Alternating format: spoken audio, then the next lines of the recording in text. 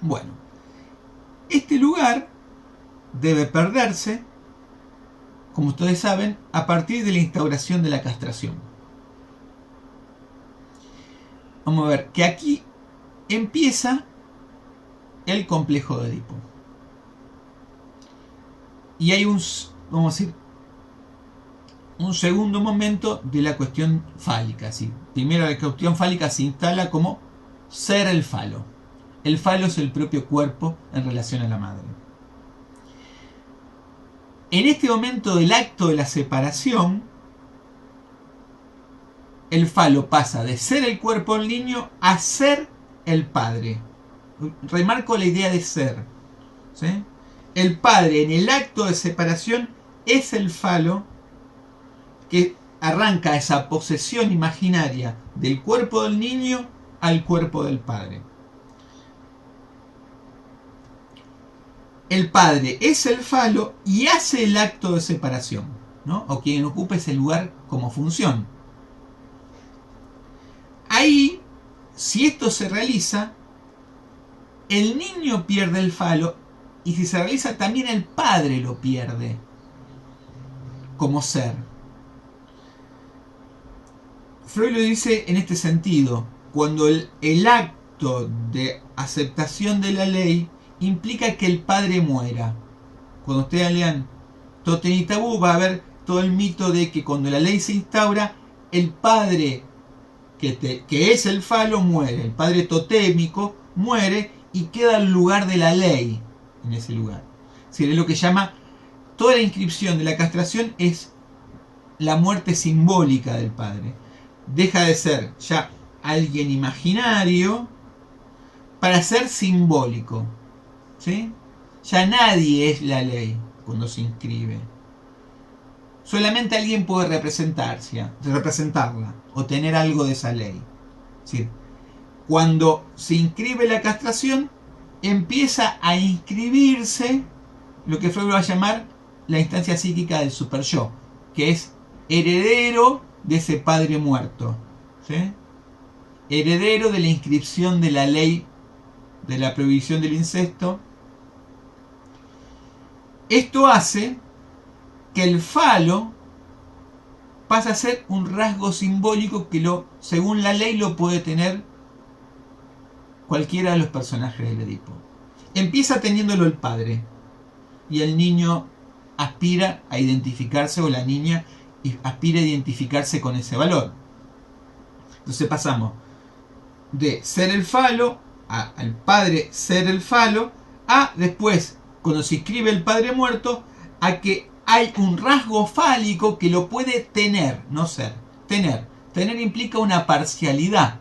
Ya el objeto no es total, sino el objeto es parcial y uno debe investirse de ese objeto para tener alguna satisfacción. Bueno, ya entramos en lo que plantearíamos el narcisismo secundario en Freud. El narcisismo secundario se ubicaría en todo el drama, se ubicaría todo el drama del complejo de Edipo. Allí lo que está en juego es la identificación secundaria. Esta identificación, que plantea un rasgo parcial, vamos a decir, es decir, esa identificación está establecida por una representación, ya veremos cuando trabajemos un poco más el concepto, va a aparecer para Freud en dos instancias. Una es lo que va a aparecer en el síntoma, es decir, todo este lugar de tener el falo paterno, van a ver en el caso de Elizabeth que está marcado por la pierna.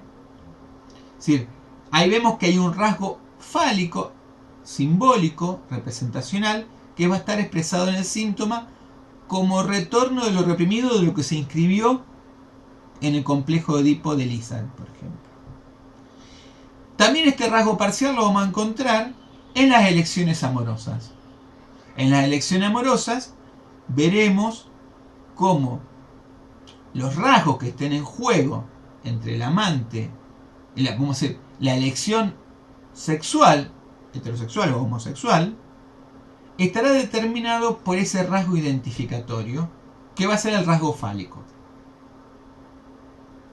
A ver, Aquí el yo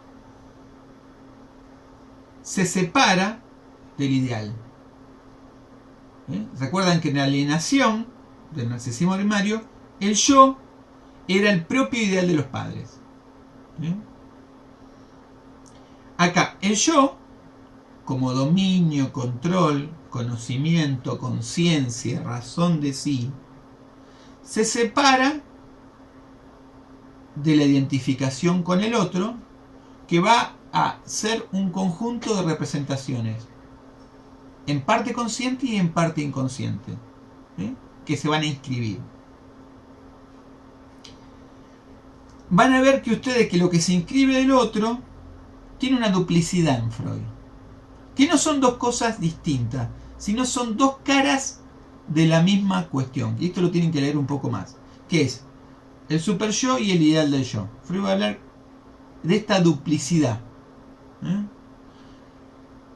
El otro se inscribe como, por un lado, el rasgo prohibitivo, el rasgo sancionador, aquello que, como ustedes saben, es conciencia moral.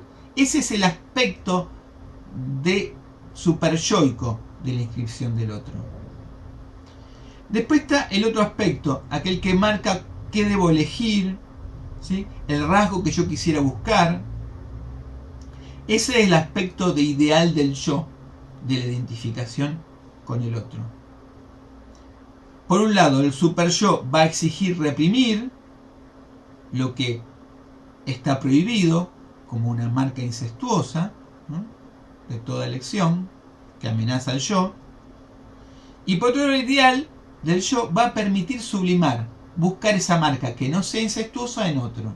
Es decir, el ideal del yo es el que va a orientar toda elección exogámica, ¿sí?, de la serie de objetos que van a venir luego de la pubertad.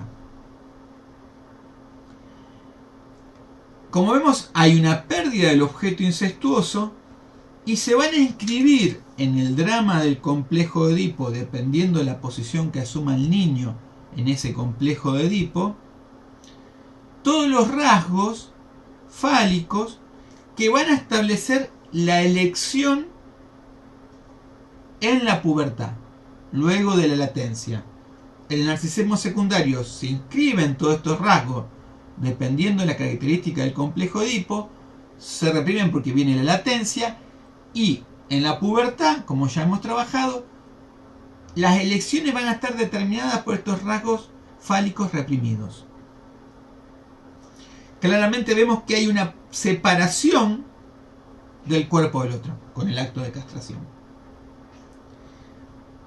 Esto ubica al sujeto en una condición de amante activa. Ya no es objeto del otro, sino que ubica en esta posición activa que el objeto, ya veremos que Freud plantea dos posibilidades de elección en la introducción al narcisismo, es decir, una elección anaclítica o una narcisista. Como ahí la inscripción del objeto y la posición frente al objeto en el complejo de Edipo va a establecer las posiciones sexuales. Esto es clave para lo que trabajemos en el segundo cuatrimestre, porque esto va a determinar cómo se van a establecer las posiciones sexuales a partir de lo que se inscriba como rasgo secundario.